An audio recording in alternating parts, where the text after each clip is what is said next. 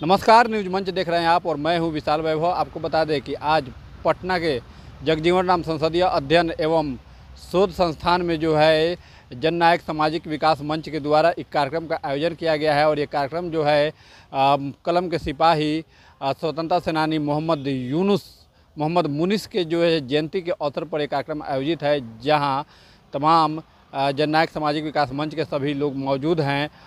और इस अवसर पर जो है सरकार से जो है इन्होंने बड़ी मांग की है। तो क्या कुछ कहा है, आपको छोड़ जाते हैं उनके प्रतिक्रियाओं के साथ। बने रहिए न्यूज मंच के साथ। न्यूज मंच के लिए विशाल वैभव, पटना। के कोने कोने से आए हुए हैं। हमारे सुबोध बाबू हैं, गुलाब ठाकुर हैं, डॉक्टर साहब हैं, उनके पोते साहब हैं, अजीज साहब हैं, निसामुद्दीन भाई हैं, अशोक बाबू हैं, मीडिया भाई हैं। सभी को हम धन्यवाद देते हैं। अभी 1893 का जिक्र हो रहा था जयंती का, और 1891 में ज्योतिराव फूले का भी जन्म होता है, और उसी पीरियड में बाबा साहब भी जन्मते हैं। तो 49 और 56 का दशक, 80 साल 90 साल का फर्क है। तो हम लोग तो पहले क्षुद्र थे, चंडाल थे, हरिजन थे, इंसान ही नहीं थे। 3000 साल का गुलामी, इतना जल्दी आपको क्या लग रहा है कि ये लोग छोड़ देंगे? 100 साल डच रहा, 700 साल मुसलमान ही राज किया मुगल, 300 साल अंग्रेज रहे, 1100 साल भारत गुलाम रहा। और यहाँ विभिन्न धर्म, विभिन्न जाति, विभिन्न ज्योग्राफी, विभिन्न कल्चर, विभिन्न ट्रेडिशन के लोग रह रहे हैं, और हम आजाद भारत के गुलाम नागरिक हैं।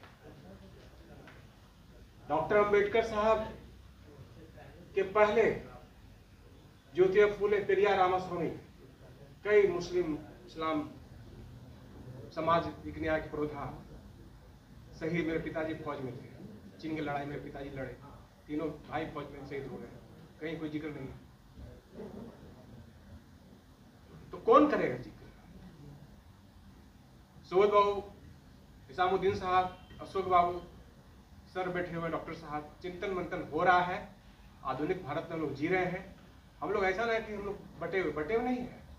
हर एक प्लेटफॉर्म पे लड़ाई हो रहा है।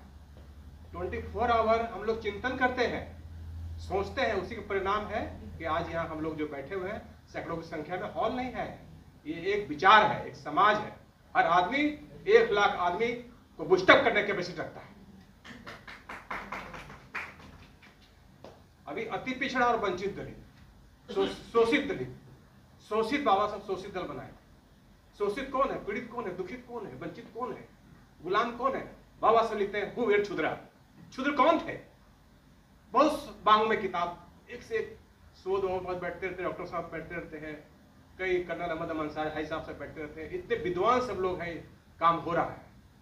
जितनी भी चिट्ठी पत्री होती थी, पीर मोहम्मद मुनिस साहब लिखा करते थे, और उसे एक पीड़िता की आवाज के नाम से प्रताप अखबार में छपा करता था। वो पीर मुनिस जिन्होंने अपने पत्रों के द्वारा गांधी जी को आमंत्रित किया, और राजकुमार शुक्ला और दूसरे स्वतंत्रता सेनानियों के साथ पटना से उन्हें बुलाकर चंपारण ले गए, और वहां के किसानों की जो अत्याचार, जो नील की खेती किया करते थे, उनकी दर्द बयां किया, उन्हें हकीकत से आगाह कराया। और जब गांधी जी ने देखा यही लोग आवाज उठाएंगे, यही लोग आजादी के लिए दम भरेंगे, इसी आजादी के दीवानगी को आगे बढ़ाएंगे, जिस पर कहा जाता है देहाती भाषा में, जिस पर चूता है वही छाता है। तो यही चंपारण के लोग, यही बिहार के लोग, बिहारी लोग आजादी की बिगुल जी की जयंती मनाई जा रही है, क्या कुछ कहेंगे? देखिए, ये हैं जो भारत के आज़ादी के सिलसिले में जो यहाँ आंदोलन हुआ, उसके मूल में ये रहे हैं। आप सबों को मालूम है कि महात्मा गांधी विदेशों में, दक्षिण अफ्रीका में अपनी काबिलियत को दिखा चुके थे और जीत वहाँ हुई थी। भारत में आप सबों को मालूम है कि चंपारण में उसमें नीलहे गोरों का बहुत ही ज़्यादा अत्याचार था। वहाँ की जनता पीस रही थी। नीलहे गोरों ने एक सिस्टम लागू किया था 3 कठिया, यानी 1 बीघा ज़मीन किसान के पास अगर है उसमें 3 कट्ठा वो देता था पूरी तैयारी के साथ नीलहे अंग्रेज़ों को नील उगाने के लिए। उससे उनको कोई लाभ नहीं होता था और उनको मालगुजारी पूरे 100 को देनी पड़ती थी, पूरे 20 कट्ठे पर देनी पड़ती थी। इसके अलावे उन्हें अगर कोई ज़रूरत पड़ती थी, ख़ास तौर पर मोटर गाड़ी खरीदने के लिए, हाथी खरीदने के लिए या अन्य किसी उत्सव के लिए, ये सारा भार दिया जाता था किसानों पर। उस समय जब अंग्रेज़ों का इतना आतंक था, बेतिया राज का आतंक था, उस वक्त पीर मोहम्मद मुनीस अंसारी ने ये पत्र के द्वारा, चूँकि उस समय एक निकलता था प्रताप मैगजीन कानपुर से, उसमें वहाँ की सारी व्यथा को, किसानों की तकलीफ़ को वो लिखा करते थे। और पूरी भारत में जो प्रचार हुआ उसका एकमात्र अगर किसी को जाता है, इसके श्रेय जाता है, वो पीर मोहम्मद अंसारी थे। उनके साथ राजकुमार शुक्ल जी थे।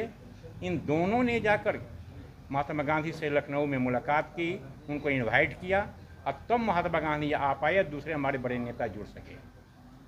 इस तरह से हम कह सकते हैं कि पीर मोहम्मद अंसारी ने एक तरह से अपनी बर्बादी कराकर और देश के लिए बहुत बड़ा काम किया।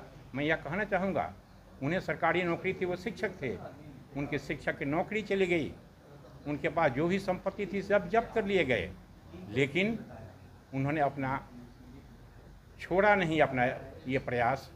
और अंततः उनको बर्बादी के बाद भी महात्मा गांधी यहाँ महीनों रहे, नीलहे गोरों के बीच उनकी अवहेलना की, उनके नियमों की अवहेलना की, और ये चंपारण का सत्याग्रह सफल हो पाया। उसका एकमात्र दारोमदार अगर जाता है पूरा माहौल बनाने में, तो वे थे पीर मोहम्मद अंसारी मुनीस साहब। इतना उन्होंने देश के लिए किया, लेकिन फिर भी कहीं ना कहीं सरकार के नज़र में वो गुमनाम हैं, तो क्या सरकार को उनके लिए पहल नहीं करनी चाहिए? बहुत अच्छी बात आपने कही।